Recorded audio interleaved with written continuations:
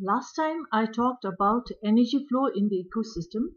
I gave a brief idea about how energy flows in the ecosystem. Now today I'll talk about how energy flows according to two models. Okay, so energy flow in an ecosystem can be explained according to two of the following models. The first model is single channel energy flow model, and the second one is Y-shaped energy flow model. Okay, so these are the two models which explains how energy flows in the ecosystem. Now in the single channel energy flow model, energy is represented to flow like in a single pipeline or in a single channel. The flow of energy follows the two laws of thermodynamics, that is, the energy inflow into the ecosystem balances outflow as required by the first law of thermodynamics, and energy transfer in an ecosystem is accompanied by dispersion of energy into unavailable heat, that is respiration, as required by the second law of thermodynamics. Now, if you look at the diagram, you can see that the figure 1, you can see the trophic levels. Okay, so you can see the producers and the consumers are written on the top of the diagram.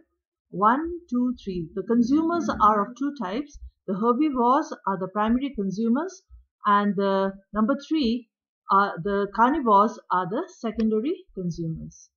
So if you look at the left, you can see total light is written. That is the amount of light energy that falls on, for example, the grassland. Let us take this example of a grassland.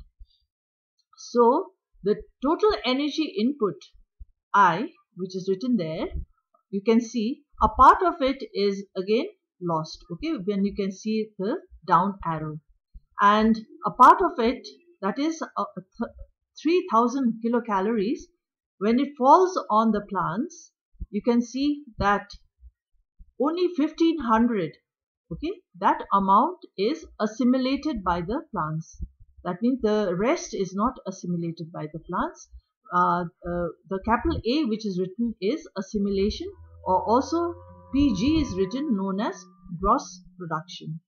Alright, so the amount of heat energy that is absorbed or assimilated by the plants, a part of it again is lost due to heat from the plants, due to respiration from the plants, even through death.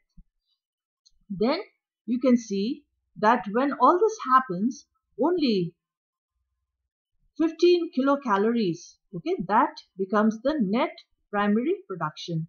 That means due to heat and respiration, a lot of energy is lost. So the amount of energy that is available to the next trophic levels, that is the primary consumers, also known as the herbivores, is only 15 kilocalories, also known as 15 PN or net primary productivity. Now this 15 kilocalories that is goes to the herbivores. When the herbivores eat the grasses, you can see that 15 kilocalories are assimilated, but out of the 15 kilocalories, some amount of energy is actually lost due to death and respiration. Moreover, some of the energy is not utilized also, and it is lost in the atmosphere.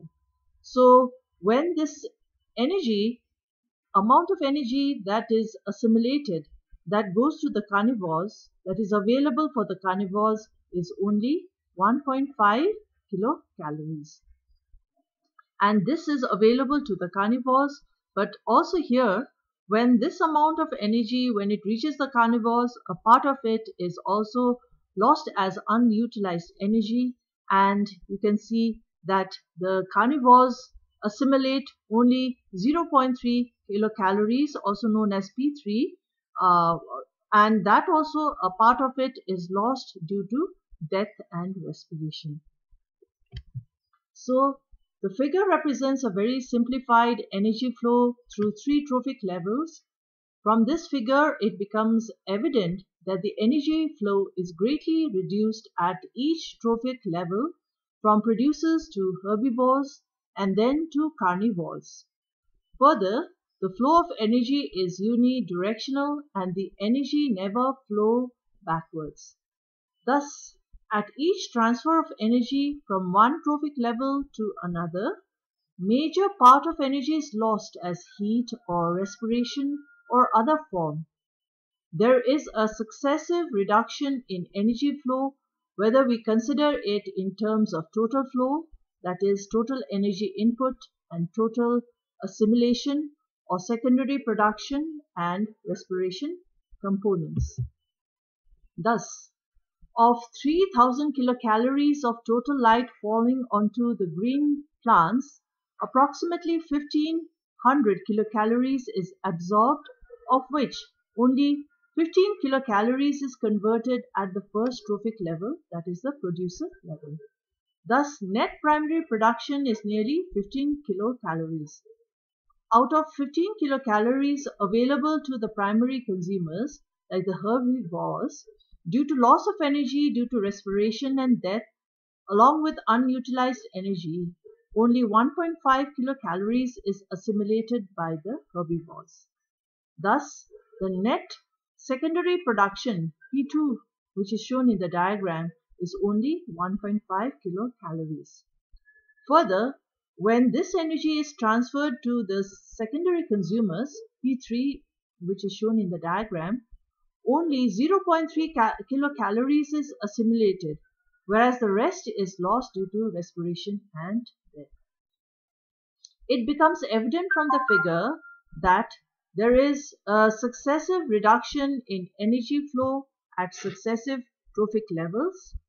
Thus, shorter the food chain, greater would be the available food energy. With an increase in the length of the food chain, there is a corresponding loss of energy. Now we go on to the next energy flow model, which is known as the Y-shaped energy flow model. The Y-shaped energy flow model depicts simultaneous working of grazing and detritus food chains in natural conditions in an environment. The grazing food chain starts with green plants as producers, and energy flow continues to the herbivores. The detritus food chain begins with dead organic matter acted by microbes, and the energy passes to detrivores and their carnivores. For instance, dead bodies of small animals that were part of the grazing food chain become incorporated in the detritus food chain, as do the feces of grazing food animals. So if you look at figure 2, the Y-shaped energy flow model, you can see that the sunlight, when it falls on the plants, okay, there are two arrows which diverge. So if you were to place this figure upright, then it becomes a Y. It shows the letter Y. So this is why it is known as the Y-shaped energy flow model. So from this, when the plants absorb energy from the sunlight, the deer, for example, if you take the top part of the arrow, the deer may eat the plants and the lions may eat the deer. This will be the grazing food chain. This is one food chain, but side by side you can see the plants, okay, they can also die, and the dead plant matter, okay, the arrow showing down, it goes to the ants. That means the ants may eat the dead plant matter, or the deer may die and the ants may eat also the dead deer, or maybe even the lion may die and the ants will also eat the dead lion. So these ants later on, they can also be eaten by the ant eater. So the lower food chain